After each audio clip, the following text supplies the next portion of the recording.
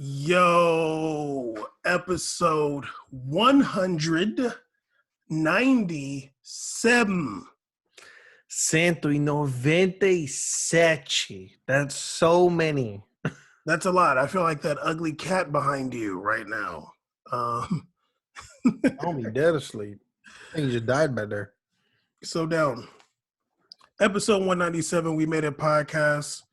Back in the building, unstoppable force meets the haters of the world in the soccer media. I'm joking. Over the top. Say what? That was over the top as hell. I need a hat. Anyways, yeah, what's up? Got a lot to talk about today. We're gonna try and make this a 3-hour episode. So he's already rubbing his eyes. What's the deal? Oh, we're gonna talk about this Real Madrid versus Liverpool match. I always love when Caesar and I both watch the same match. I'm more lenient than I used to be because I used to not even want to text about the matches while they're going.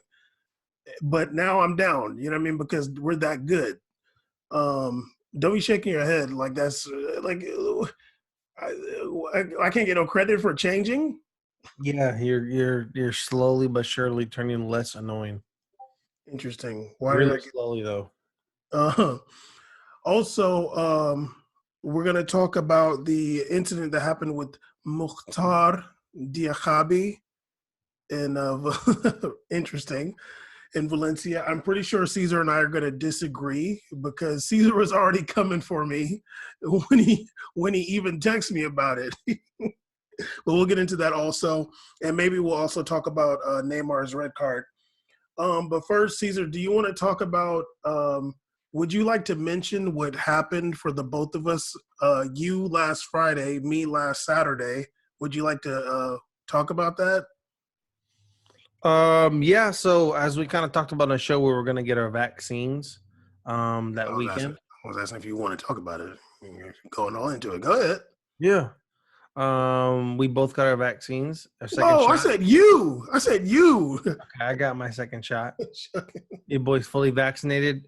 The only thing that's stuck around for me, I really didn't get sick at all. I mean, I got like a little bit of a stomach ache like that day, but I felt better the next day. Only thing that's been sticking around is like this ear. The hearing is weird. Like it still feels like I like went like an altitude. So it's been really annoying for like the last few days, but nothing like major. Like I haven't felt any like temperature change or like whatever, or like cold or anything. Well, I'm not going to scare people away from getting the vaccine. No, I'm just joking. Yeah, Caesar got his on Friday. I got mine on Saturday. That being the 2nd and the 3rd of April. You got Pfizer too, right? Yeah, I got Pfizer. Yeah, we're big balling here in America. We got Pfizer vaccine. Not no AstraZeneca. I'm just joking. And yeah, I mean, it's crazy. You know, obviously we're still in the pandemic, but you know, it wasn't like around this time last year. It was pretty stressful. It was like no toilet paper. You didn't know if certain unmelanated people were going to go crazy. We weren't sure about that. You know what I mean? And there was a lot of tension. And we didn't record for, I want to say, a month. We didn't have like an episode until we started using Zoom. But I was uploading different like compilations. And yeah, you know, we went through a whole year. And whoa, Caesar left. He's crying. We went through a whole year, and it culminated in having to get a vaccine. And I don't want to say having to, as nobody forced us to get it, but we felt like it was the responsible thing to do for ourselves. Caesar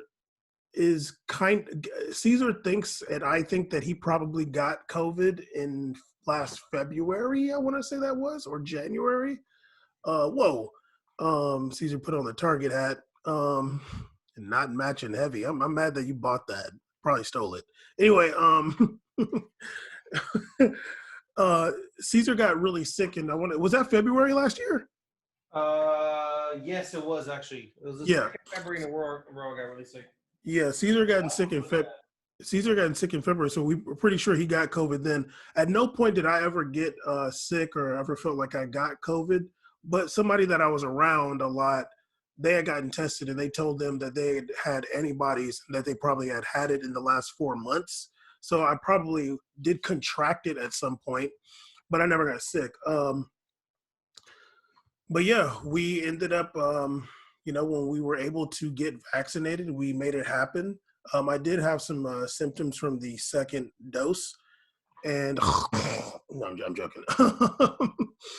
And yeah, but that's it. Like, we did our thing. We went and got that vaccine.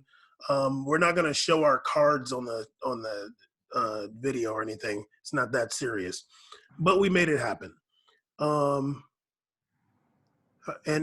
I feel like most of the people I know have gotten vaccinated also, like, or at least the people I care about. Well, actually, excluding like one person, I feel like she never would. But most of the people I know and like coming to contact with have gotten it or plan to get it very soon.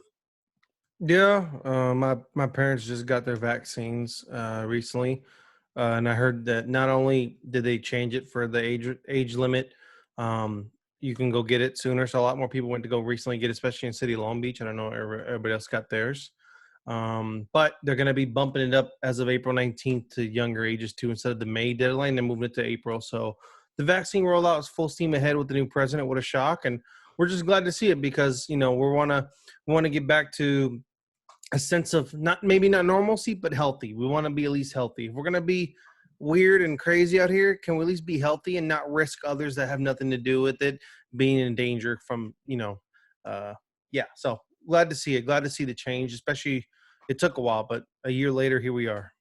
Well, we did see a Texas Rangers baseball game that was full to capacity in Texas. And that was kind of crazy to see. I was like, Yeah, whoa. and there's going to be like a UFC event next week like that too, full capacity. I was like it was weird to see it. I was like, man, is that an old video? But whatever. Anyway, let's get into some football. We had a big matchup in Champions League, a rematch of the Champions League final from a few years ago. We had Real Madrid versus Liverpool. Oh my God, we had. I feel like it's been kind of crazy hearing about people getting injured and not being able to be in the matches. But I feel like some of that was also in the PSG Bayern match up too, which is tomorrow. Yeah, me too. But it was kind of crazy that, I mean, we were expecting Ramos to be back because I feel like last week when we talked about it, we talked about Ramos being there, and then like now he's back out. Mm-hmm. And then Varane also out. So I was like, oh my goodness, they're gonna have to start Militao.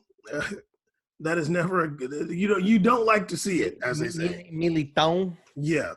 And also with Liverpool, they decided to start Diogo Jota over Firmino. And they had some bums back there at center back too. I have no idea. I won't say what Caesar called one of them in the chat, but then there was like some other guy too. It's like a Turkish guy and some other guy. I wasn't the only one wilding out, but go ahead.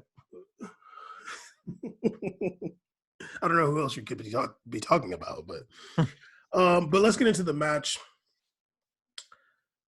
There was some foreshadowing here in the second minute. Your boy Trent Alexander-Arnold put a pass out of bounds that ended up being that was a foreshadow of the type of game that he was going to play. I always if somebody passed the ball out of bounds, like very unwarranted, I gotta write that down. What does it say? Oh, in the fourth and fifth minute, I put that Real Madrid playing really well. Vinicius Jr. had like a good defensive play. In the 8th minute, I put that Liverpool has been absent. In the 10th minute, something I feel like I haven't seen for a very long time, and maybe the only other time I've seen this was an MLS match. Andy Robertson did a throw-in, and it ended up back out of bounds.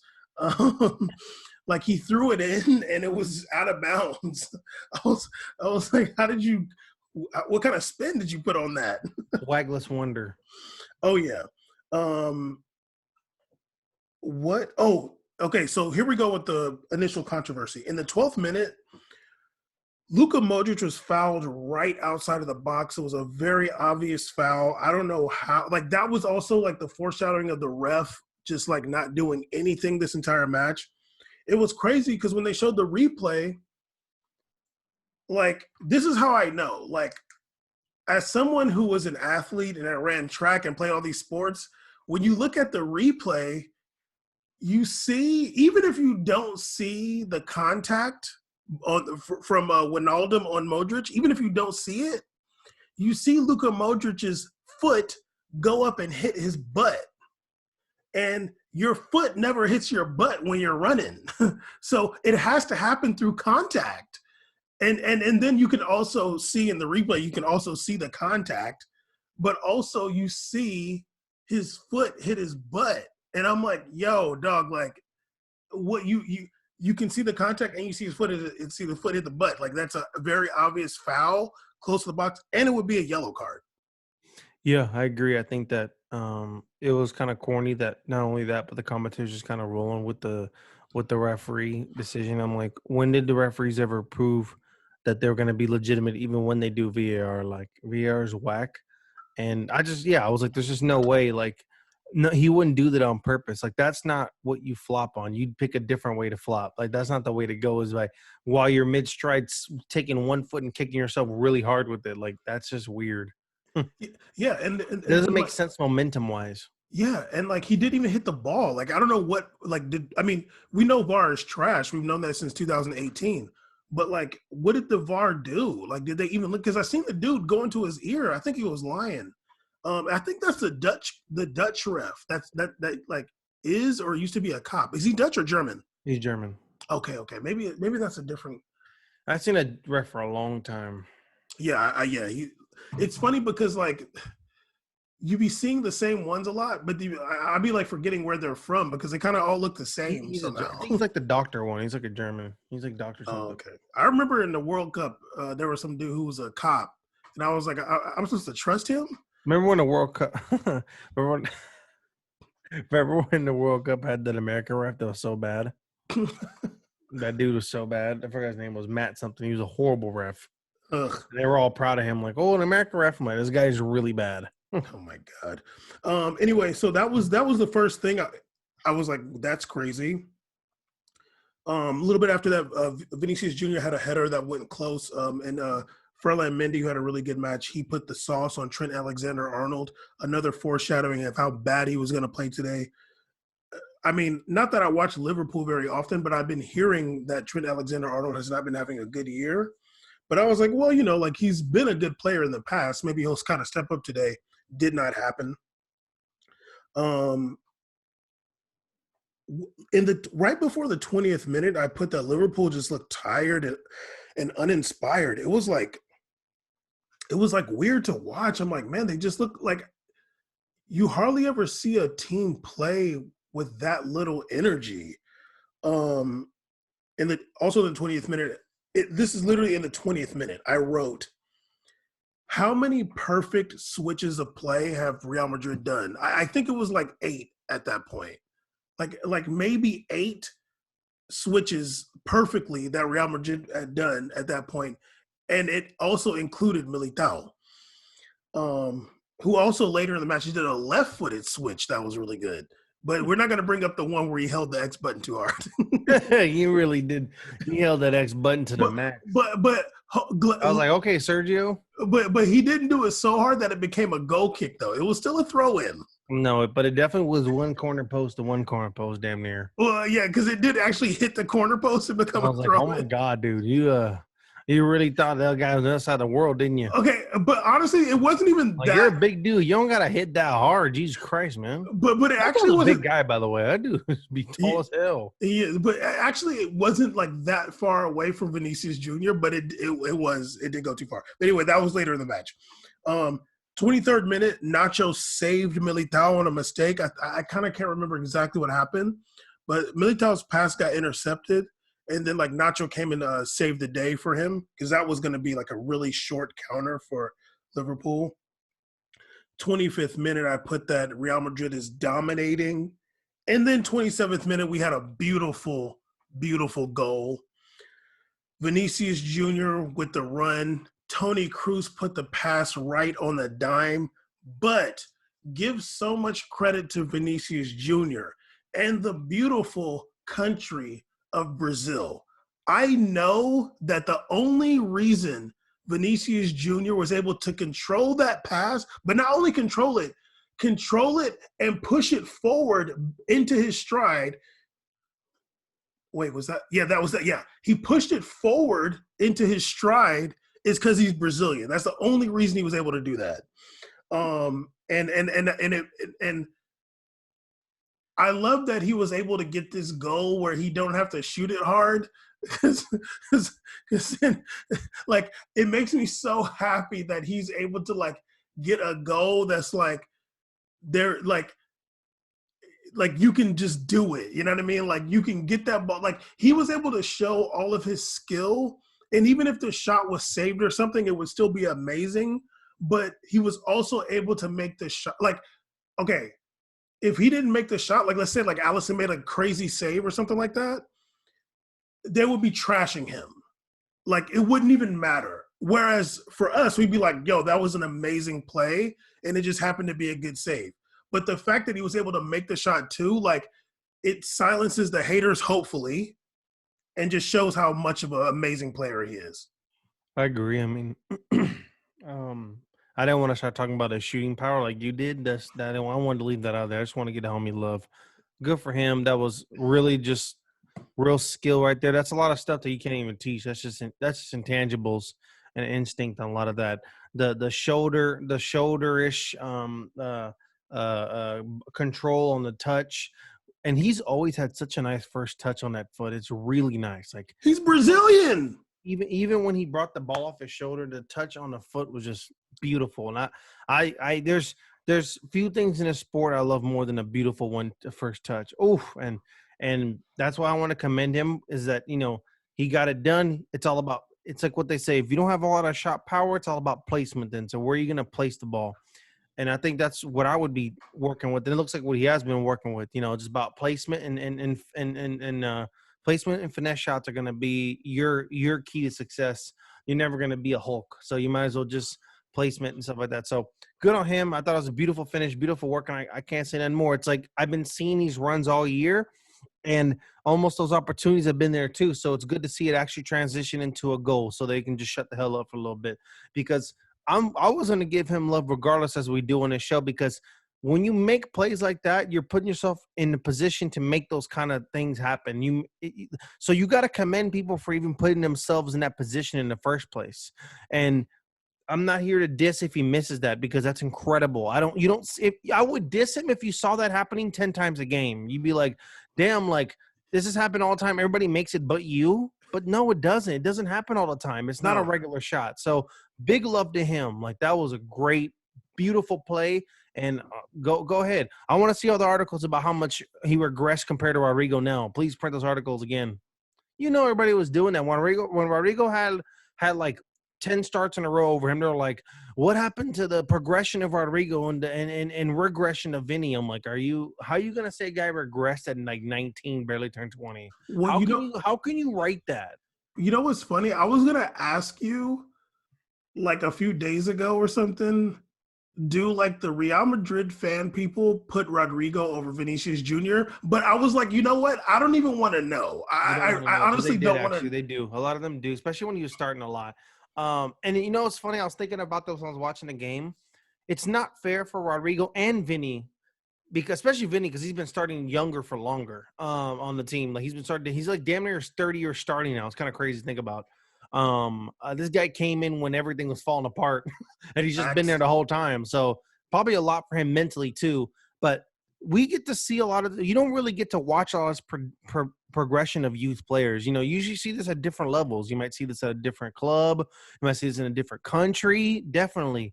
But watching this kind of youth progression is unfair to them because they aren't really allowed to grow for real, right?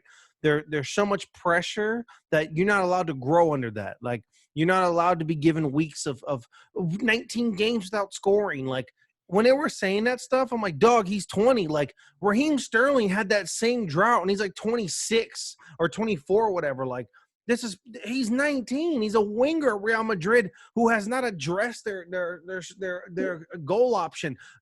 Let the young man just grow. Let him. Maybe he's spending so much time working on shooting right now that it's in his head. You don't know, it's all part of the growth process. Well, Caesar, there's not even any pressure on Vinicius Jr. to score. Like they shouldn't even be talking about, oh, he's not scoring. He doesn't have to score. Gareth Bale wasn't scoring. Gareth Bale was getting like 9 goals. Yeah. Like Vinicius Jr. isn't there to necessarily score goals. So like even what they're saying is that even that argument is bad. But this dude is literally 20 years old. He'll be turning 21 in July. Crazy. He already has over 100 appearances for Real Madrid.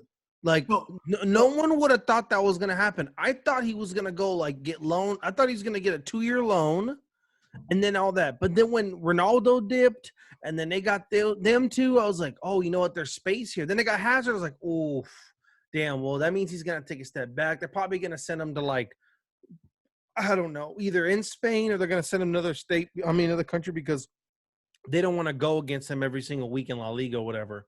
So maybe he's going to go away for a bit. But they just stuck there. And then Hazard barely plays. So this man racked up 100 appearances. He's probably one of the youngest players in Real Madrid history to get this many damn appearances. This is crazy numbers. Youth players don't really get minutes like that at Real Madrid. To be honest with you, I would assume that he is. I would assume that he broke a record at least for like the past 50 years or something crazy. They were screaming to send him to Castilla. We remember this. He needs to go to Castilla. He goes to Castilla, decimates everybody for like 3 games. I'm like, dog, this guy's making free kicks, goes everything. Like, it's just too easy. It was too easy. That comeback is like, he's just gonna get hurt. It's just too easy. They're gonna start just fouling the hell out of him over there. We got to bring him back. Like at least he's gonna get fouled up here in the senior caps. So it was just, yeah, he's immensely talented, but it's a good lesson for a lot of people just to have a little bit of patience. This guy has barely hit 20. He's not even allowed to drink in America yet. Let the man grow a little bit. Asensio got that big start. He was like 22. All right, so like it's different here. Well, honestly, I was going to say Rodrigo has 49 appearances for Real Madrid. There you go. How old's Rodrigo?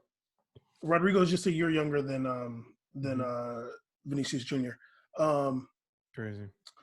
But even with that, like, I mean, I'm going to get back to the match. I don't even want to spend too much time on this, but it's unfortunate because there is no patience and there's like these different expectations. And also like these people look at a player and think that they can never make a mistake or they can never miss a shot or they can never like have a bad game or something. It's like, yo, dude, like just because somebody has a bad game or like miss a shot, like you got to watch the match. Like you see Vinicius Jr.'s skill from the first match he stepped on the pitch. Like I'm pretty sure we watched his first match and we're like, yo, like you, just like that article I wrote for We Made It Podcast Medium, you should go check that out. It takes one match. All I need to see is one match to know if you're good or not. I watch Vinicius Jr. play. I'm like, yeah, he's good. He's fearless. He runs at. He's got good skills. He runs at defenders. He's not afraid to. He'll try to get fouled, but he won't like just hold the ball for no reason. The only negative in his game is he doesn't have great shot power. But like that's not the worst thing in the world. Like it's fine. He's good at. He puts in good crosses still. But yeah, we already know like how whack the Madrid fans are, and yes, we're talking about managing Madrid. Anyway, so Vinicius Jr. had that beautiful goal and an amazing pass by Toni Kroos, who after the match, Vinicius Jr. Said that Toni Kroos is a legend. Yeah, and that's great, but I really want to give, if I'm going to give a like love to somebody for this match, underrated is definitely Modric. I Whoa, thought whoa, that whoa, would. whoa, whoa, whoa. We still talking about we ain't done talking Well, you about the said match. after the match, Kroos is the legend. So go ahead. Well, we're not done talking about the match though. Okay, but then don't say that either in the middle of it. So go ahead. Well, you were texting, so you weren't paying attention. So, But don't say that in the middle too. well, don't Do a text in recap. the middle. Don't do a recap and a forecap. But go ahead though. Okay, well, don't do No. cap. You good though. Don't do a Recap, cap. forecap. Don't Continue do the forecap recap because you want to get in it when you talk about Diakhaby. I know you really want. I know you're waiting for that too. But just go ahead, dog. Go ahead. Caesar. First of all, just because you were texting, don't mean you gotta just talk after you were texting. Okay, don't mean that. Okay, because you ain't sending me no text. Nice. You close your screen one time. You would never show your screen if you're texting. Go ahead though. Well, why not? Because Anyway, so yeah, a beautiful pass by Toni Kroos also on that. We got to show Liverpool a little bit of love in the 29th minute. This I wish I could like know exactly what time you sent that text talking about if Real Madrid score again, Mane's gonna be over it because right after that goal in the 29th minute, Mane put a move on Lucas Vazquez. Lucas Vazquez fell on the ground. he was so excited to finally get one cracking. He was having a hard time all day. He was so excited to get that cracking. He put in like a cross or something like that, but it didn't go anywhere. He was having. Then in the 32nd minute is when Benzema got fouled in the box. No penalty was called. And you know what's funny? Right after that, there was another, like, somebody in Real Madrid fouled a Liverpool player and the ref didn't call it either. And I think he was just like, oh, like, it's a makeup. But I'm like, no, dog, like, that's not a makeup call because that was a penalty. And the other one was not in the box. And for me, that's like two obvious non-calls for Real Madrid that would be in Real Madrid's favor. So I don't want to hear this Real Vardrid or whatever people be saying. It's cute. Yeah, I mean it's silly. But anyway, right after that 36 minute, what I remember you had sent the text, so Mane's gonna be over it, and I was like, well, Asensio scores off a Trent Alexander-Arnold back pass header pass. Beautiful cross from Trent Alexander. Beautiful headed. Excellent delivery to Asensio by him. Beautiful headed cross to Asensio. Mm-hmm. Asensio, huh? Takes real talent to do that. Oh, maybe the talent Alexander Arnold. Because whenever I got to put his name, I put just TAA. Too long. Yeah, seriously. Yeah, so Trent Alexander-Arnold Schwarzenegger, I can't even remember what happened. For some reason, he's trying to head the ball back or something. Falls to Asensio. Asensio kind of tries to shoot it a little bit. Dr. Allison Becker saves it, but it pops back up to Asensio. Asensio puts it in. Yeah, I think he was trying to head it back so Allison could catch it with his hands. What a bad idea. Very rough. I would have rather you did like Nacho earlier and just head it out of bounds. Or can we just reset a little bit, please? Like, it's fine, dude. You're a defender. Defend after that. Like, just do your job. Okay, yeah, it's okay. You can go back and play defense again. Don't worry about it. Yeah, I know you want to run up though and do a cross, but you can play a little defense, just a little bit. Cute. So then it's 2-0. 39th minute, Mane gets a yellow card. He had mauled Lucas Vazquez, but it was cute because they kind of like hugged each other and laughed after. I'm not gonna say what Caesar accused Lucas Vazquez of, but I don't know if Naby Keita was hurt or not. But in the 42nd minute, Thiago came on for Naby Keita. He was playing bad. I mean, he wasn't playing terrible, but like I seen him put a few moves. But the thing that sucks is it's kind of hard to tell the difference between him and Sadio Mane on the pitch. Like sometimes, Caesar, stop it. Caesar, stop it. Caesar, stop it. See, I can't say nothing. This dude is gonna just accuse me of being anti. Not the day after that phone call we had. Oh, we're gonna have that same conversation on this daggone line too. Okay, Caesar with the daggone big lots of glass. Anyway, yeah. So Naby Keita came off. I would imagine he was hurt. Klopp don't seem like the first half sub guy. I heard, yeah, and I think they really was. I think at first they were supposed to start Thiago over him, and then they want to give Kiet a shot, and I don't think it's working, so they put in Thiago in the game. How do you think Thiago feels being named after Messi's son? Oh yeah, huh? I mean, he would care, but now he's a Spanish player apparently, so it doesn't matter to him. I can't be walking around having Yes. to. Well, yeah, he does play for Spain now. Anyway, so halftime, Liverpool 2-0. I'm sorry, Real Madrid up 2-0. I put Liverpool's playing so bad. Obviously they're not really doing that well in EPL. I don't know. I don't know. Like, I'm like, what is the they had issue? no starters. Like, who are those people out there? They didn't have a true nine. This Jota thing is cute, but you don't have a real nine. That's the offense you run with. You don't have Firmino out there. You don't have both of your center backs. You don't have really whack. What's his name? Millsap or whatever. I don't know what his name is. Then you don't have Virgil. So it's like, I mean, like I can only expect so much. I mean, to be honest, those are very critical parts of your offense and defense. Well, I think that really, I mean, because yeah, like but they've been missing Virgil van Dijk all season. Like it just Yeah, they're not doing well in EPL though. it just looks like they're just tired. They look so like did Jurgen Klopp run them to the ground over these past couple seasons? Because that's what it looked like. They have no energy. Because It's a lot going into it, I think, but especially like Mane, like I was like watching Mane, I'm like, damn, you're picking up the ball really deep now. It's kind of weird. I'm like, he's like super deep and central. I'm like, damn, like it looks like he has to like adjust his game too because like Jota's out there and like if anybody's ever watched Diego Jota, but he likes to play on the left side a lot and come up that flank. I'm like, that's where Mane's at though.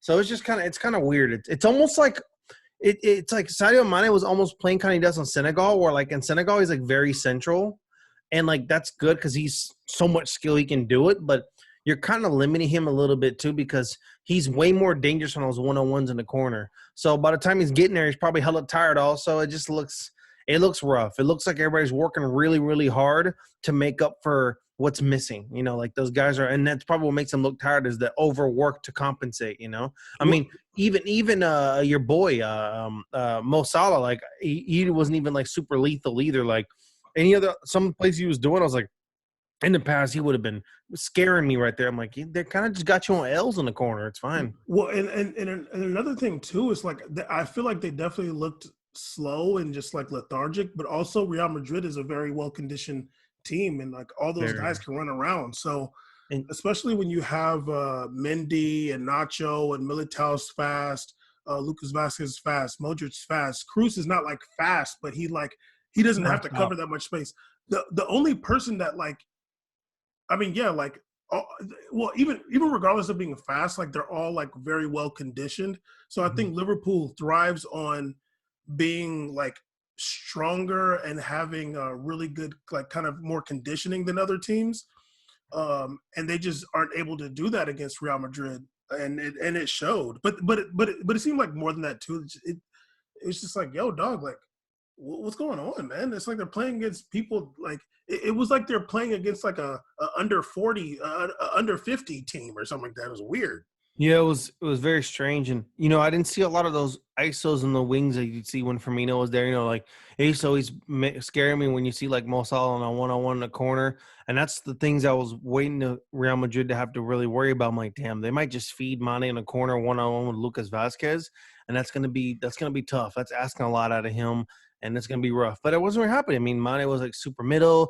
Jota was like he had that one play where he got it kind of cracking, but it was like a fluke goal. It wasn't really like Oh wait, Jota, go ahead though. Jota was like, he's cool, but like in that situation, he didn't do anything. Like I was like, yo, like, and he has burners too. He'd be going. He's a good player. I'm like, yo, he didn't do a damm thing. But anyway, let's get into the second half. Even though Real Madrid sub players, they're really good players though. Like those guys that come in, like you said, Liverpool will pay 75 million for Militao to be out there right now. They would kill for Nacho to be on that team. Like, oh my God, Nacho and Van Dijk. Ooh, that'd be real. Caesar, Nacho's better than Virgil van Dijk. Don't play with me. Anyway, okay, second half. Lucas Vazquez had a yellow card in the 49th minute. I guess they're trying to like the ref is like awake. Right after that, 51st minute, Mo Salah scores. Rebound off a blocked Jota shot. kind of like a messy goal, like not Lionel Messi, but like, the ball ends up falling to him and he's able to put it in. Not really any real skill involved because it could have easily just get the Jota shot blocked and just could have fell to a Real Madrid player. But you never know. Sometimes those things could end up being a spark for a team. 58th minute, there was like a span. I want to say it was between the 57th and like 59th minute. Real Madrid was on Liverpool's ass, just like killing them. What is this? 63rd minute. I put a good block by Mendy. I don't remember that. Oh my God. Oh, I wish this is like the one play I wish we were watching together. 64th minute. I think it was like after a corner. Asensio's running down. It's literally like Asensio. It's a 2-on-2, but like Real Madrid has the position. Asensio's on the right. Vinicius Jr. is central. And Asensio literally passes it to the Liverpool player. And Liverpool, I'm like watching the, I'm like, oh, this is it. I'm like, this is a tap in for Vinicius. Asensio, horrible pass. I had to put, wow, racist. Oh, like maybe Asensio was like, you not getting this brace before me. It's really annoying. Like Asensio's like the least crafty lefty I know. Like he has no craft sauce really. Like you've seen some highlights. It's been cool. And I mean, I've been watching a lot of Asensio. I've watched more Asensio than one or two in my life. A lot of this man. And like the one thing out of lefties usually lefties are able to like do the most annoying thing ever to make it happen for them, even though it's like disgusting to watch. They do it somehow. He doesn't have that. Like when it gets weird, he just like spin shoots. He did like 4 of those. I'm like, can you stop running away from the goal, turn around really fast and yanking your leg out? Can you like not do that anymore? How about you reset the offense? You want to try that? Let's reset a little bit, or dump it off to Vinny, let him get the Hattie. But okay, I see you, big dog. No worries. I mean, it happens sometimes, but it was like, man, that was too easy. But it didn't matter. No. Right after that, Vinicius Jr. got his brace. I think that was on the corner from the same play. The ball ends up getting to Modric. Modric just like gets it right into Vinicius Jr. Vinicius Jr. really quick shot, first touch shot, and it goes through somebody's legs and into the goal. Which is literally the last criticism of the goal he had was that I remember saying on here where I was like, the goal that he missed wasn't I forgot what match it was in, but I was saying that like it really sucks because I really wish he first touched it. I can't remember what. Yeah, I remember you saying that though. I was like, people are piling on him, but I just think the main issue is that he's thinking too much about shooting it when you should just shoot it. And that was the situation. He was like, look, I'm in this spot. I'm just gonna plant my left leg and swing my leg. That's sometimes you just gotta do that, dog, because as unpredictable as it for you, it's unpredictable for the goalie. So just let it go, dog. And big ups to him. That was great finish. Beautiful. And he every time he scores, he showed that badge. He was like, "Y'all changed my life. Y'all changed my life." Made out the gutter. He's probably in the Lucky video. Probably daggone painting. I mean, I hate out of Rio too. Like, whoop. I mean, you remember that fire that happened at Flamingo? He wasn't too far removed from that. You might have had some homies. You know what I'm saying? I mean, he's not too far. For sure, he had some homies that was died in that fire. So at this point, it's 3-1 Real Madrid. Valverde came on for Asensio. After that, I put that Vinicius Jr.'s ball in. He had so much energy after that goal. 73rd minute, got to show some love to Militao. He had a really nice left foot switch of play. Zidane deserves a lot of credit because he definitely coaches these players up over time. I remember when Ferland Mendy first got there, like I was like, man, is he going to be able to really do it as a Real Madrid player? It didn't take long for him to be able to have his control got so much better, and he was also switching the play with ease and controlling switches of play with ease. Militao he's somebody you get kind of scared when he's on the ball. Like he's good for like a mental error. I feel like they didn't put him in a position to have one of those, but like on the ball itself, like he's gotten a lot better. Yeah, basically, that was pretty much the end. Firmino came on a little bit late, and Firmino and Shaqiri came on late. Klopp had no options. He had no ideas. Um, Rodrigo came on late too. I feel like Rodrigo kind of made a little bit happen in his little bit of time too. But the match ended 3-1. Real Madrid completely dominated this match. Like Liverpool looks like, I mean, it looked like Barcelona. Like it looked like Barcelona without Dembele, because Dembele got them doing good all of a sudden. They're going to still talk about Messi's appearance record, but, but yeah, I mean, and aside from Liverpool playing bad, Real Madrid just played really, really well. Like, Yeah, they played really well. Like we talked already about Vinicius. I mean, if Vinicius gets one more goal this season, it'll be the most goals he ever had in a season. That, my friends, is called improvement. That's called progress. That's called development. His first season at 8, who was at 17, he had 2 goals. 2019-20, he had 3 goals. Now he has 3 goals again. So just give this man some time. Trust the process. They're gonna get there. And that's just in La Liga. He's already has the most goals ever in a calendar year for him this season. So good for him. I think that Real Madrid, they look solid. I was a little bit worried when I saw that there was some players out, like Ramos and Varane. I mean, I'm gonna be honest, I wasn't like too crazy, like too tripping when Varane was out. I was like, well, at least Nacho can play. But I was worried about, just putting Militao on that rope. But Real Madrid did a really good job. I think they did a good job sitting. Big shout out to Lucas Vazquez for just still filling that role and just doing his job as a utility man. So they looked really good.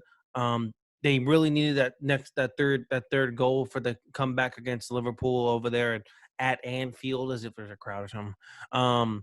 Yeah. So I already told you I watched that pregame show. I was very annoyed, but good for them. We'll see what happens, and I'm excited to see how Liverpool plays too, because I don't hate Liverpool either. I want to see how they play. Yeah. Well, I mean, we'll see if they can come back and play better, because that was a shame. It was. They're better than that for sure. Yeah, I mean, also the other match today, Man City played BVB. I didn't watch the match. I did watch the highlights. City won 2-1. It went down to the 90th minute for Phil Foden to get the second goal for them. Really nice. It was a nice goal by. Well, it was a goal by Kevin De Bruyne early, but he made a really nice run before that. And then Marco Royce scored for BVB. Really nice assist by Haaland on that goal for Royce. And then late on, KDB puts in a beautiful cross that falls. What's up? He's so good. Sorry, sir. I thought I did something. No.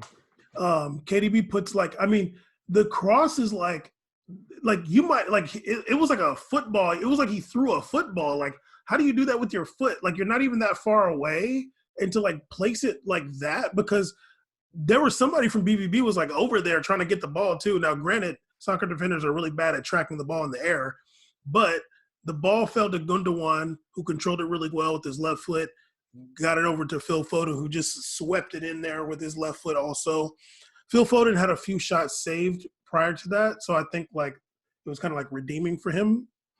And yeah, City's taking a 2-1 lead to Germany next week. But BVB's nothing to sneeze at. No, definitely not. Especially if people like Holland just get rolling. You don't want to get that guy going, because you could see what happens. PSG knows you don't want to get that dude hot, because it becomes a little unbearable. So I think, of course, I kind of expected Man City to pull out this first initial. I think BB is very talented, but I didn't think they were the team to really shut a team like Man City out 2 consecutive legs. But I'm excited to see how it happens. And I know that Man City does have people want to talk about BB. Man City has a good habit of fumbling a little bit. So we'll see what happens. I also did see that Bellingham call on Ederson. So Bellingham scored that goal, and then the referee overrode it because they called a foul on Bellingham. him on Ederson. Yeah. And I thought that was kind of not cool, because it looked like, for me, Bellingham got the ball first, and then the contact continued afterwards. And I even noticed that on the first replay. I wasn't even I had to watch it a few times and read comments. I was like, oh, that's clean. I was like, it's just Ederson slower, so his leg followed up after. Well, it was like for me, I'm like, how do you call that on Bellingcat? Because his foot is static, and Ederson's foot is the one that's going up. You okay? Yeah, I didn't know my cat went in my sheet. Yeah, I thought so too. I thought that was like, I don't know how that can be a foul on Bellingcat. Like Ederson's foot is the one is making the action. So yeah, so Ederson, it's like Ederson's kicking him. Foot here, and then Ederson's doing the swing motion. Yeah, but then also still touches the ball first with the static foot. How is that his fault? It just beyond me. But hey, man, VAR's great. Yeah, seriously. Also, there was a really good play. Dawood put in like a beautiful through ball to Haaland. Haaland muscled whoever that was off the ball, but the shot, Ederson ended up saving the shot. But that was just like, oh my God, like just a beautiful, straight, perfect through ball by Dawood. When I first watched Haaland, I was like, how come no one told me this man's left-footed? I was like, what? No, he's right-footed. He's literally, check this out. Literally, they just talked to him.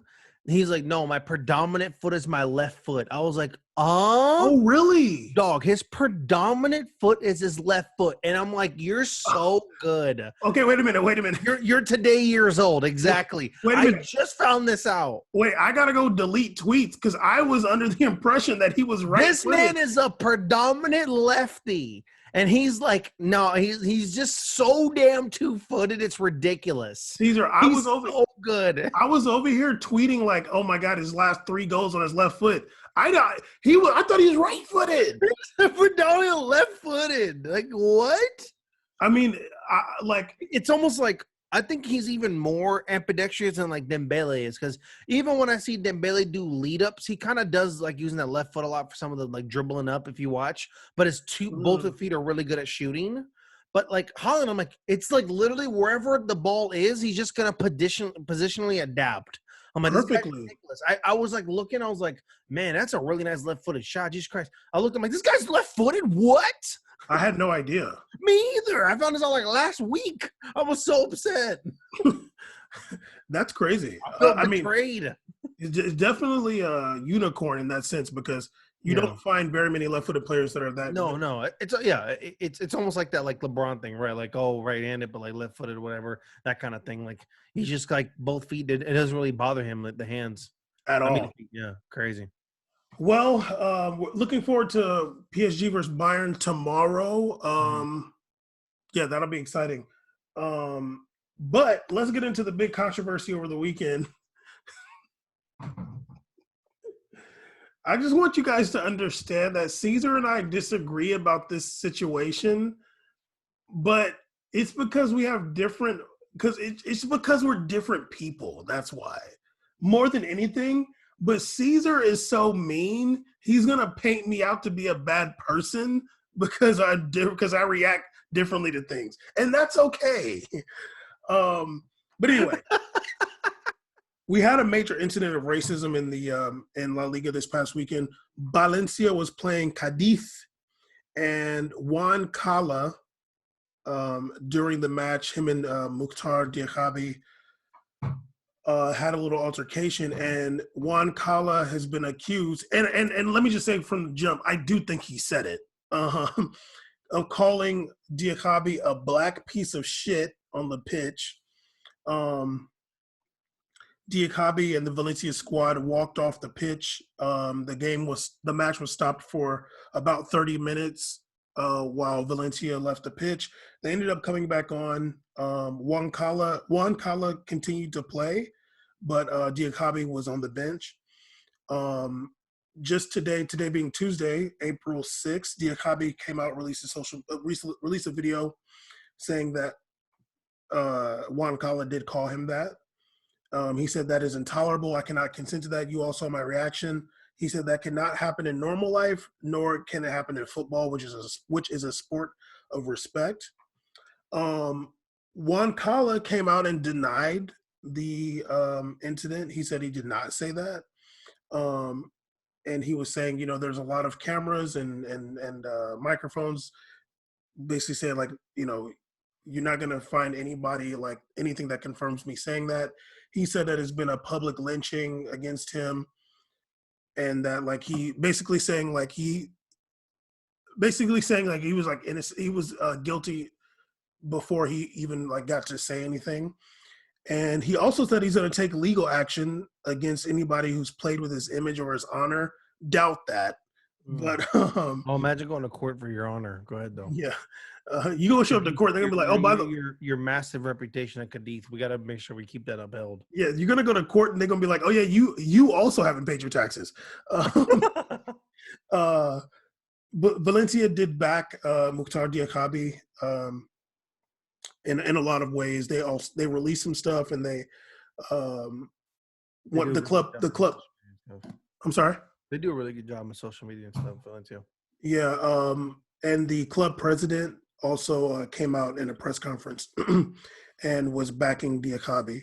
It said that the Cala was disrespecting him on his land. I was like, on Diakhaby's land. I was like, damn. Okay.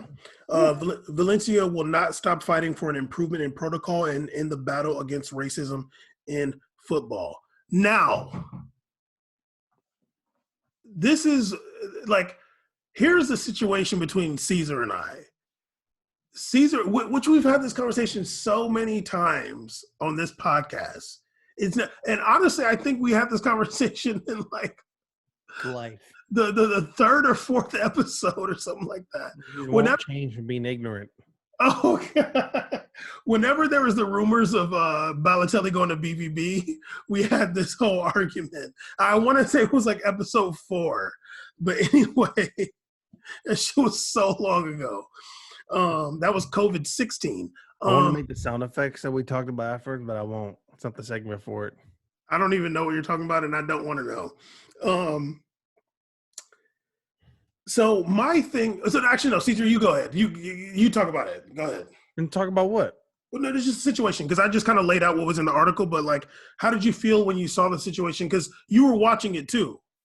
Yeah. So I commonly when I am working, I usually have the games on Sling TV. Okay, so you saw what happened. So I saw what happened. I didn't really know what happened at first. I thought that I didn't really know what was going on. I mean, obviously there wasn't like pitch audio of him saying negro de mierda, whatever in Spanish.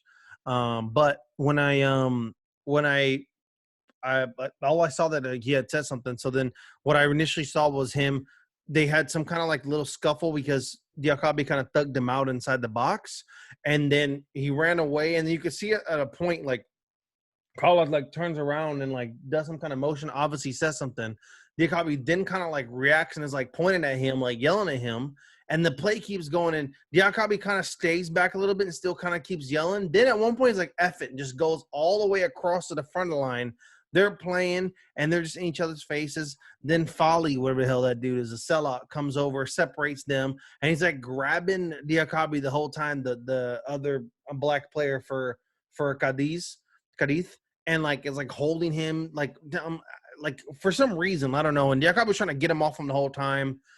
Everything goes crazy. The ref goes and gives a yellow card to Diakhaby, and then Diakhaby's like tripping. They have a side conversation about it, and then whatever happens in this conversation just isn't just up to what Diakhaby's down for, and he dips. And as he's dipping, people like Gabriel Paulista like around him, defending him, yelling at people over there too. No Cadiz players are really protecting the Cala, whatever, around him. They're all just kind of talking to Diakhaby the whole time. So you can obviously tell that something went down, because not only did the players on your own team not ride for you, and if they would have been screaming at Diakhaby. They kind of just walking over there. They were going to their coach and like whining. So you can tell them to go to their coach and like pointing at the field and like wanting to play, because you could just tell something went down, and they're just kind of mad about the response rather than being mad about what happened. The Valencia players and Diakhaby said, hey, they don't want to play anymore. And so the Valencia players like, yeah, we're not going to play either. If you don't play, we're going to go with you. And people like Paulista and everybody started walking on the field. Carlos Soler, everybody just started leaving. And that was kind of that. Then they left for about like 11 minutes or so, and then I turned it off, and I got an alert saying the game's back on. I was like, oh, okay. So I went back and continued watching the game, and they took that L. But the reaction is, for me, I thought it was what Valencia did was absolutely great. I thought that Valencia handled it excellent. I've always liked Valencia's English Twitter account too. I think they do a really good job. It's definitely someone who's young and not some old boomer translating on Google Translate. Yeah, you know, the also the best thing about it is no matter what the clubs do with their player, that's what it's about. You know, people always want to talk about preaching about, oh, the club this, but it's not really that until they really ride with you no matter what. They could have been completely wrong, and they could be like Bam, who says we don't even got the audio on it, but the real thing is that they just rode no matter what. And I can No, respect Caesar, I'm not going to let you do that. I'm not going to let you do that because I was just reading for what Juan Cala said, okay? Yeah, I know you read what the conservative dude said. That's great. Caesar, we can get to the jokes after you're done. That's what Juan Cala said. I already said that I think he said it, okay? I hear that part. Of course not. Juan Cala. Yeah, Juan Cala announced yesterday he had a big announcement to make. And I'm like, wow, it was really important because you had to wait till the press conference and all. You couldn't make it. You couldn't say anything about it now, right? So then he gets everybody in his room and says that that's all lies. He never said anything, and that he pursued. And then your rebuttal to people accusing you of racism, you know, you really did it. Is that you're starting to threaten everybody, right?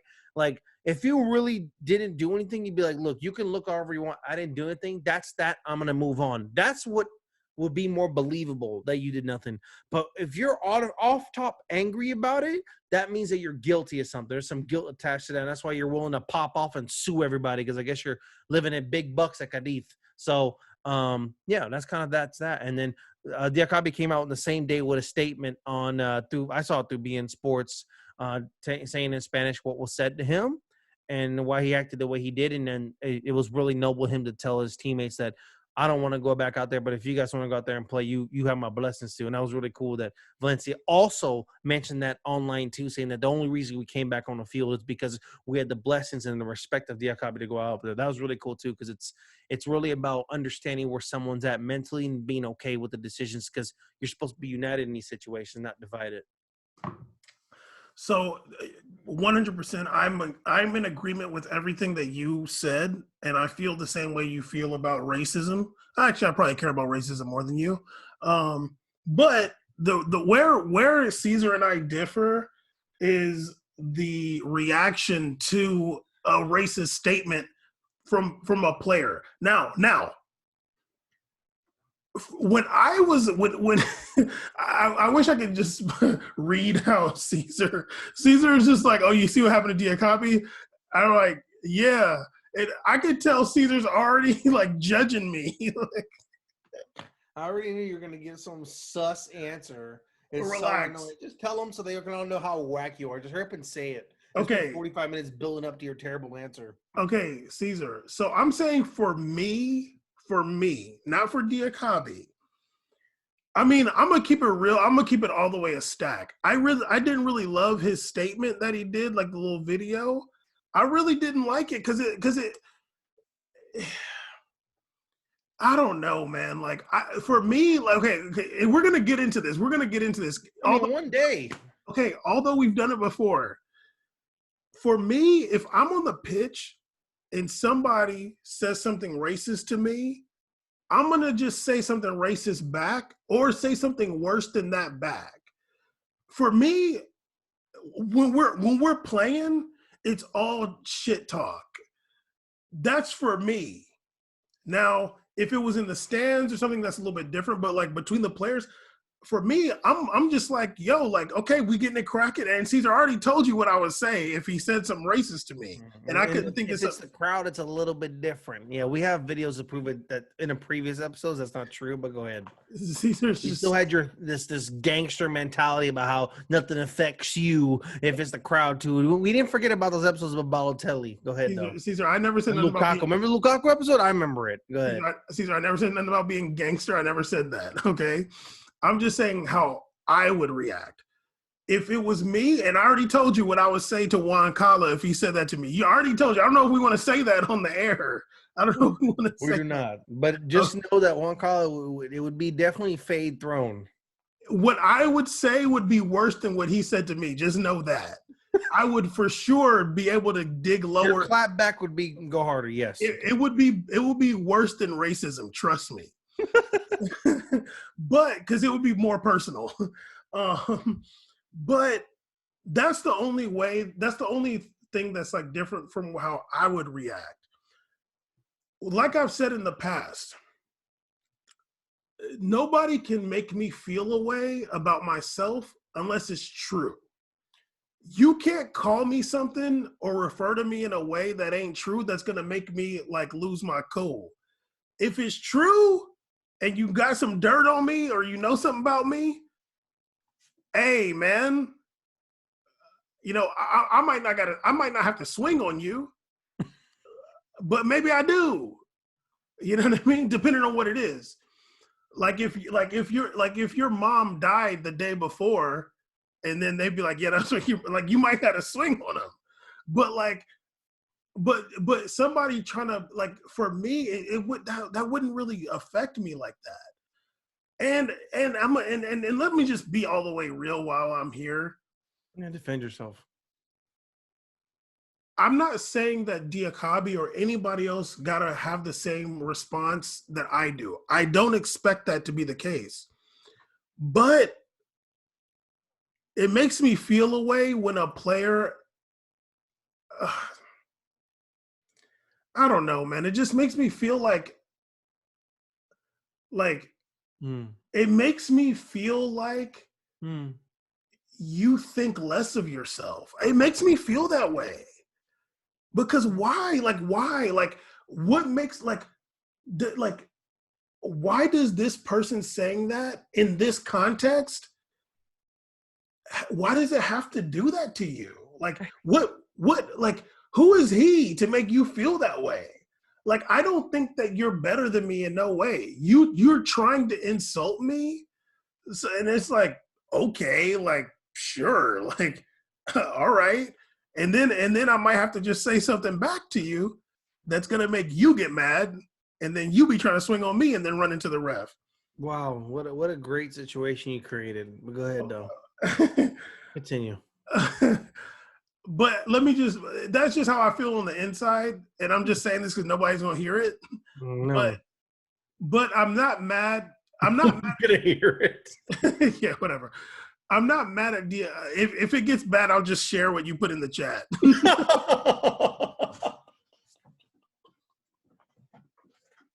You already outed me just before outing me. That's crazy. I'll share what used to be.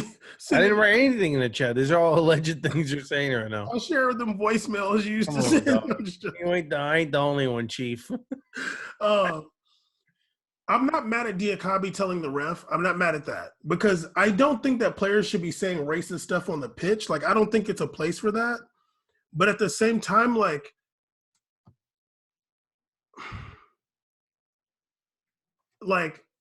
I don't. You know what? That's it. Yeah, whatever. I want to hear what you have to say about that. I just think, I mean, you did a lot of statements at the end to try to save yourself, which is nice to say that, like, oh, I don't think that these terrible thoughts I have are just representative, and I want what I want Diakhaby to act like. I'm just saying for me. I'm just speaking for me. Nice try. We all agree that you're not an empathetic person, and you don't understand, which is great. I don't understand either. I don't know what it's like to be Diakhaby. I don't know his life. I don't know his journey. I don't know what he's been. So I'm never going to try to hold someone to some standard that I would present to myself if I was in that situation. I can never do that because I'm a person that cares about what another person feels. If clearly we know, we've known from life experience. Go ahead, Chief. So, anyways, this dude Diakhaby is playing a sport where he's just kicking a damn ball around. He did a great play, and some dude called him a black piece of shit or whatever. Okay, man.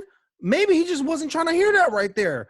You know, the game's not going good. They're not winning. He's just not feeling that right there. He's not feeling it. And who am I to know how he's supposed to react? His reaction is his reaction. Yeah, Juan Cala, whatever, better be lucky that wasn't his. That was his reaction instead of a different reaction. You never know who you're gonna try to run up on like that or say something like that to. So, you know, everything in life is a lesson learned. To me, it's about highlighting what Juan Cala did and holding him accountable than to be analyzing the reaction from Diakhaby. That's not my issue right now. That's the least of my concern. But that was something you really wanted to bring up, is this reaction that you had to him. That was your take. Your focus was like, this reaction, that's kind of weak. That's not what I would be doing. If it was me, I would just tell him something way worse. I would just make him feel in his core for trying to disrespect me for having this background that has nothing to do with me. That's great. But it's really at the end of the day about how the situation even started. It's about the initiator. And you initiate this kind of stuff, you got to be held accountable for it. So however it's done, obviously there's a lot of work to do on how these situations are handled. You know, the referee went to instinctively give a yellow because maybe the referee just hears stuff all the time and doesn't know how to react, and it's fine. I mean, it's fine. I'm not even mad at the yellow. Like, he's just trying to, like, it's just a lot going on. A player left his spot and started something. You just got to start dishing out. But we need to start building off this and learning how to assess these situations. You're already taking 45 minutes to review a goal that you can't even get correctly. Maybe you should take a little bit of time to assess what's going on here, because this is serious. This isn't a joke. Maybe they should do a better job of miking these games. They should. I don't think it's that hard to start putting more area mics in so you can hear what players are saying if this is this serious, especially in countries like Italy where there's more common problems that we've seen with these problems. Maybe we should mic it a little more to get a real understanding of what's going on here. Maybe the league doesn't want to do that because they don't want that own stain on themselves. Who knows? It's a lot going on. But I'm not going to criticize Diakhaby's reaction. I'm not going to criticize his video. Oh, my God. I can't believe we're going to sit here and be like, I can't believe you released that video. Jesus Christ, man. Imagine being a victim and everybody being mad about what you're doing in a situation. It's not even his fault. He was literally just born the way he is, a wonderful, beautiful black person. And this person had to come over here and disrespect and call him a name. And now we're over here assessing a reaction. Who are you and who am I to even step in his foot? You ain't nothing, dog. And that's why no one's going to hear about this. Okay, now don't be saying a beautiful black person, because you already got outed before. You got outed at Sergio's house. It's okay. On the phone assuming where he's born. I had defended him. Okay, Caesar. Now here's my response to that. There's no response to it. There's no response. There's no rebuttal. I'm not making a point argument. Caesar, you're valid in everything you're saying. You're valid. I'm not invalidating anything you're saying, honestly. And I'm like not even joking. Everything you're saying is valid. But my question, which was the same question years ago, what's the line for shit talk? What's the line? The line is not being called a black piece of shit. Oops. Okay. I'm sorry. That's not the that's the line we don't cross in professional sports. I agree. Okay. There's situations that's being fine, but this is not going to happen on a La Liga match. Go ahead and do that in India Super Liga. Fine. Don't be doing that in La Liga, dog. Okay, but what's the line? Like, what can you say to somebody? Can you call them a piece of shit? What are you saying right now? I'm asking you. I would love to know what your point is. Literally, are you saying that? No, I'm asking you a question. Can you call somebody a piece of shit? Yes. Now, can you talk about their mom? Can you talk about their kids? What are you doing, dog? I'm asking you. Can you talk about their kids? Can you talk about their wife? Yeah, sure. Fuck them all. Oh my God. Okay, but Caesar. If this are calling someone a yellow piece of shit, come on, dog. You can't do that. Caesar, but dog, you know that's racist, dude. You can't have that. Caesar, I agree that it's racist. I understand what you're saying. I know I'm being like loud, whatever. You're understanding. You're saying that why are all these other things less important or more important than your race? No. This is what it sounds like you're saying. No, I'm just asking you a question. It's very simple. Why are you asking me this question? I don't understand. Because for me, this is what I'm saying for myself and not Diakhaby. We're taking him out now. I didn't love the video, but whatever. For me, like you talk shit when you're playing. And you know what? Let me get back to this video. I've already jumped. God, dude. I've already jumped out the window. You're already out the window and the train and everything. You're out of here. Caesar, I'm not saying that if somebody says something racist to me, like it's just cool. I'm not saying that. But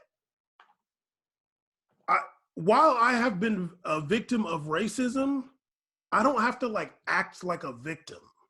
You know what I mean? Like at the end of the day, it's words. If I got to tell if we're trying to get rid of racism and stuff in the league or whatever, and the Caesar's texting now, so now it's over, whatever. It's fine. See, now he gonna start texting. I'm here. He gonna start texting. Not even. I'm here. I had to check a work team. I'm here. No. You gonna start texting and not listening. Like no. I put the phone. No. Okay, yeah. Ready? Put it down. Yeah. You got six monitors though. I'm trying to save you from digging your hole, but keep digging it. Go ahead. You got 6 monitors. Sometimes you gotta get dug deeper. Go ahead. But if I'm a victim of racism, yeah, I'm gonna let the ref know. I'm gonna be like, yo, like this dude's over here saying racist stuff. This is what he said, and it's unacceptable. But I don't have to act like a victim. Why am I not gonna act like a victim? Because whatever, like the black that you're talking about, like the black that you're trying to make less, I'm proud of that. You, Juan Cala, or whoever, can never take away my pride for this of who I am. Why does it become a victim? You're not. Did he? Is it about assessing yourself as a victim, or is it about addressing the racism sent to you? That's different. No, that's what I just said. Yeah, you're a victim, but you don't have to act like a victim. Like you're gonna tell, hey, ref, he's saying racist stuff and it's unacceptable. What did Diakhaby tell you that would bother you so much about the video? It's just looking all sad and just it's all pathetic looking, dog. That's the worst fucking reason I could ever hear right now. I was hoping you had like a line where you said like, well, he said that like he was hurt by whatever. It's just like you literally like he just looked sad and pathetic. I just like really, dog. He literally like this is yeah, well, and it's great because Juan Cala looked proud and very brave in his press conference. So we're not gonna accept that one. Juan Cala is a bad person. He's a racist person. I think he said that. Juan Cala, it probably feels like that too. So he's wrong. Like he's wrong. Like I don't know if they're gonna. I mean, Caesar, you remember the whole Rudiger thing that happened with was against Tottenham. Everybody knew there was a racist incident. The commentators, everybody. Then EPL came back and said nothing happened. So I wouldn't be surprised if nothing happens to Juan Cala. And that's how it be going. Sadly, yeah. And it's good that Valencia is sticking up for their player. That's good, but. I mean, we've honestly like we've talked about this in detail before, like, and I forgot exactly what it was about, but there's that thing where it's like I don't want to get into all that because it's going to take forever, but we can always do some special episode about this sometime later. We can do one because we haven't done a special episode in a while. We can have a whole discussion on this in the future. I mean, it's just like, man, like, yo, hold your head up high, dude. You know what? How about this? Next time, let's do a special episode on how to move forward from these situations happening in the sport. Because if they're going to keep happening, we'd love to hear both of our perspectives on how we think what change could be done in terms of players and handle blah, blah, blah in the future to like assess this. Well, I think, I mean, obviously, like we're kind of going back and forth that we like it's whatever right now, but yeah. I think that we would agree on what should happen if a player is racist to another player. Oh, no.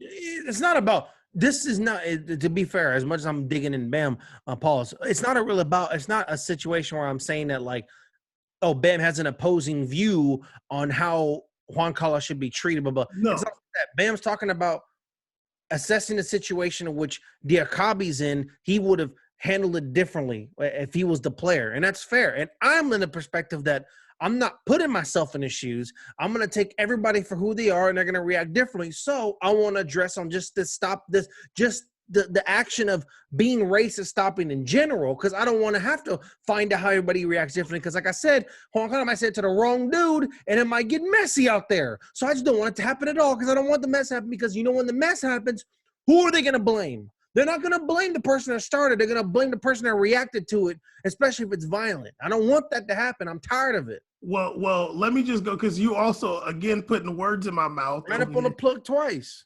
You put, I also think it's bad what Juan Cala did. I'm talking about how I would react, because I'm into having pride about Yeah. who you are. And I feel, and this is probably just my opinion.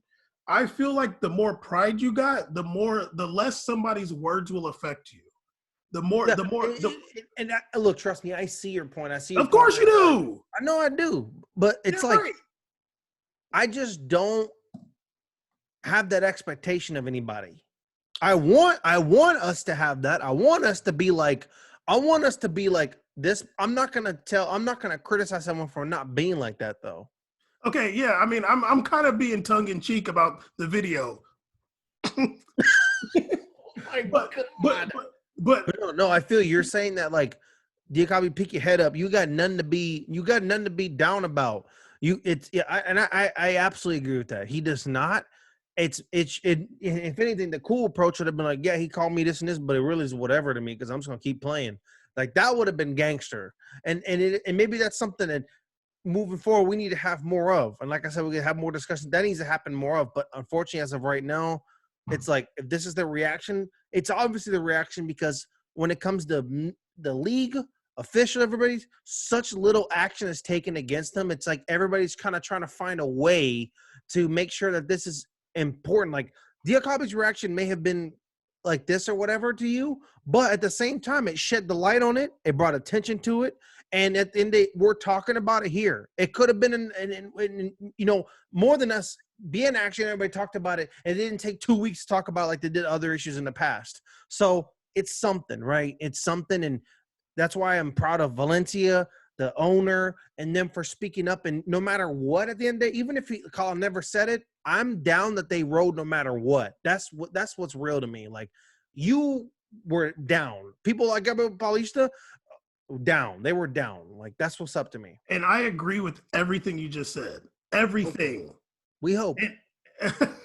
And yeah, like we've already talked about like racism in the stands. Mm-hmm. Like we've had that conversation. Yeah. But it is different when you're talking about like words on the pitch between players. And that's a little bit tougher. You know what I mean? Because when you kind of regulate what players are, and I'm not saying this to say like it should be okay for them to be racist. I'm not saying that, but it could be a slippery slope. Because you know what, we have a precedent for this actually. I remember in the NFL they made a rule you can't say the N-word on the field. I remember that. And it was like you started seeing them get flags of like inappropriate language, and it's like it's tough. And once again, I'm not saying that people. It was weird. It was really weird. It was happening a lot, especially where it always happened. And that St. Plaza where the linemen were. I'm like, they were really just I'm like, remember they even talked about the incognito and somebody incognito was saying it a lot. I remember all that. Yeah, but I think what ended up happening is that they had to stop that rule because it was just too tough. Yeah. And once again, I'm not saying that it should be okay for players to be saying racist stuff to each other. I'm not saying that because, to be honest with you, I would never go there with the player in the heat of the moment and in the shit talking on the field or the pitch, whatever. I would never go there with somebody because it is unacceptable. And I do think that, I think that's unacceptable.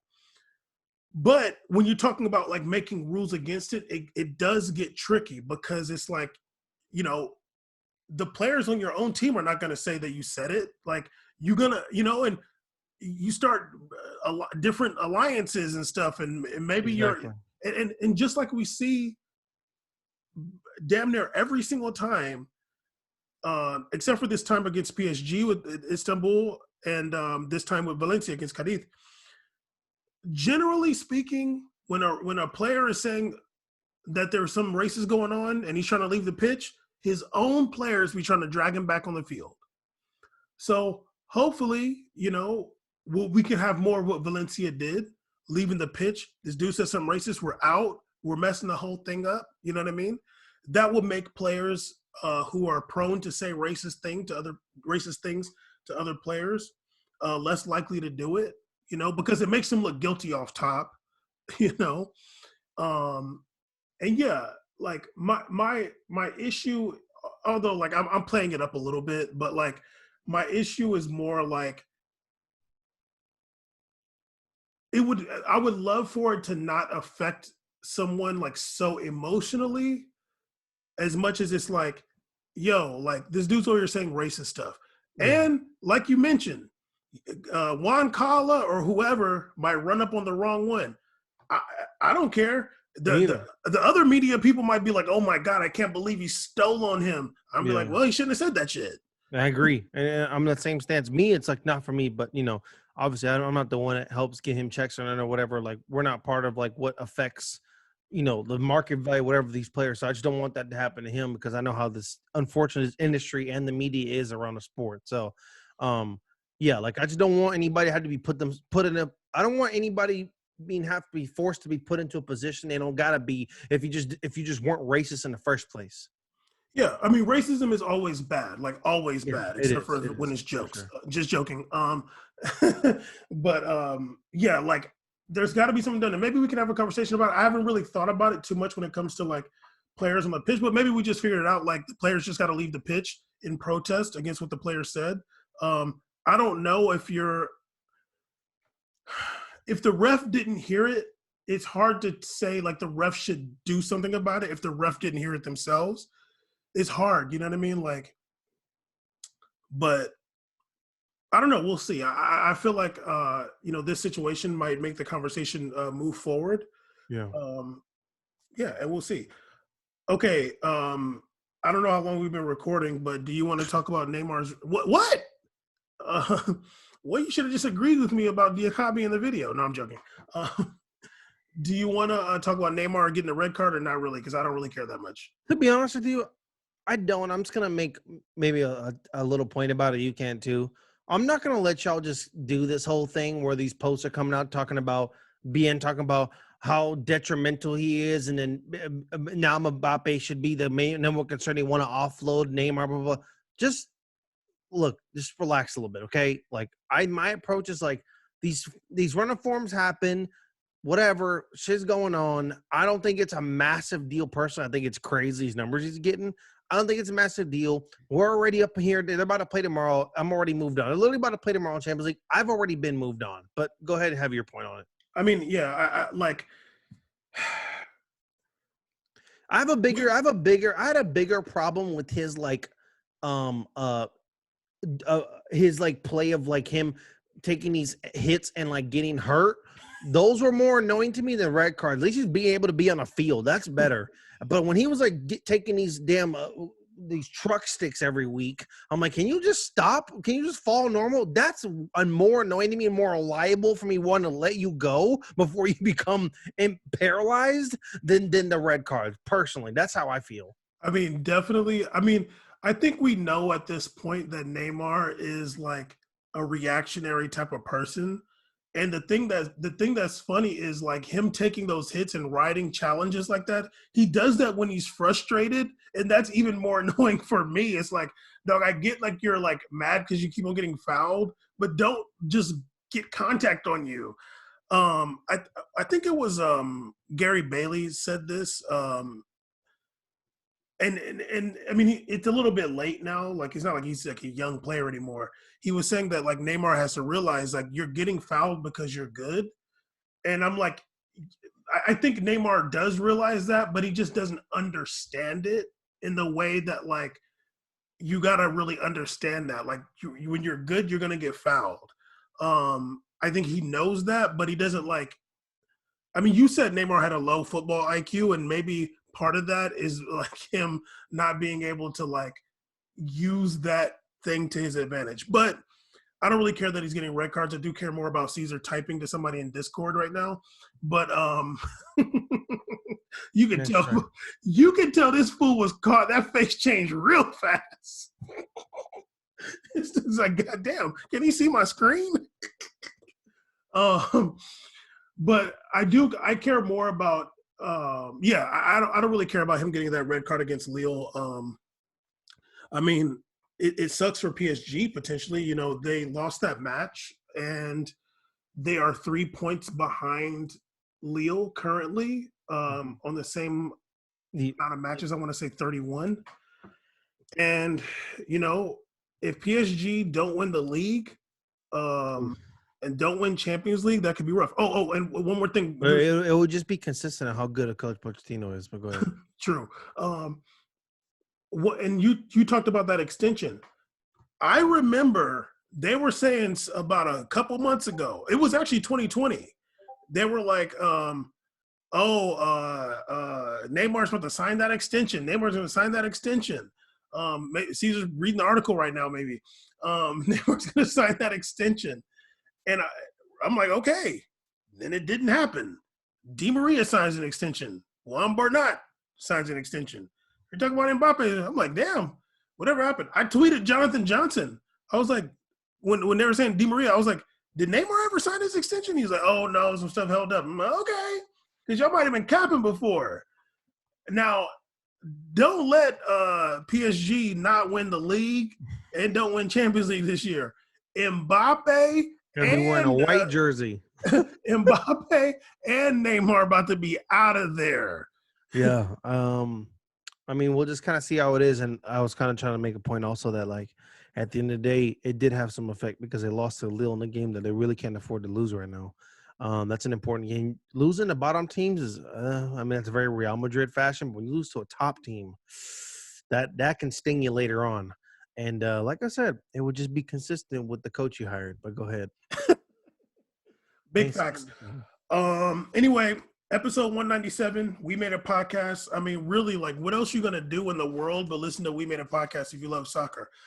Caesar, I'm dead ass want to look into how to start a soccer podcast network.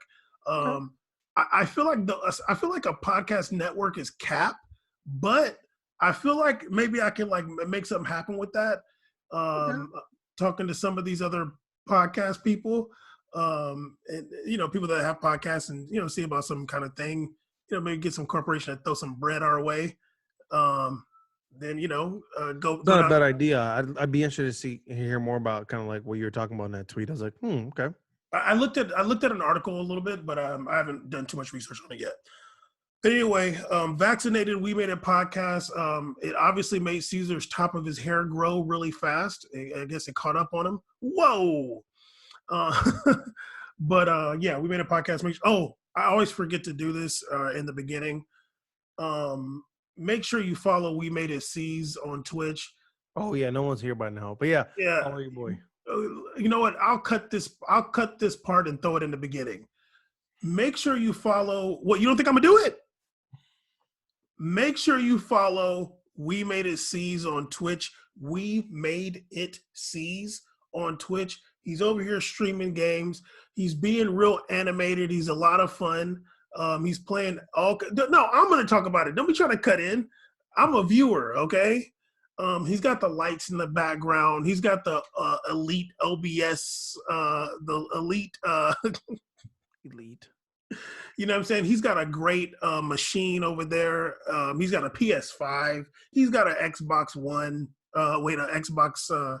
Is that the new one? Is it Xbox One? Is that the new one? Xbox X? Series X. Who? Series X. He got the Xbox 10. He got the daggone a gaming PC. Switch. You know what I'm saying? Huh? Nintendo Switch. He's got a Switch. You know what I'm saying? He's going to be playing something called Knockout City, which is like a fake Splatoon. Coming out into the month. He got Rocket League tournaments cracking. Make sure you follow WeMadeItCeez on Twitch. Now listen to the episode. Yes, absolutely. And you guys, I'm trying to make this a thing, but Wednesday we are going to be playing FIFA, and hopefully it'd be cool if we kind of do it on Wednesdays. It'd be kind of a cool midday break to have all three of us to get together on hump day and play FIFA together. But we'll see what Bam's text messages tell him. So yeah, follow your boy. Last stream was really popping. We had 134 people live there, so it was lit. Come through. It's a good time. It's a good space. And there's like never really any toxicity in the chat unless it's towards me. That's fine because I'm down. And yeah, we just have a good time in there. All right. Come in there so you can hear Bam ask wild questions too. Okay. Well, that was a great intro for WeMadeItCeez. Now listen to episode 197. 197. 3 episodes away from 200. We will be debuting the new logo too. But Bam shitted on my old designs. I got to come up with some new ones. Yeah, he's putting some ugly ass joint. Anyway, holler.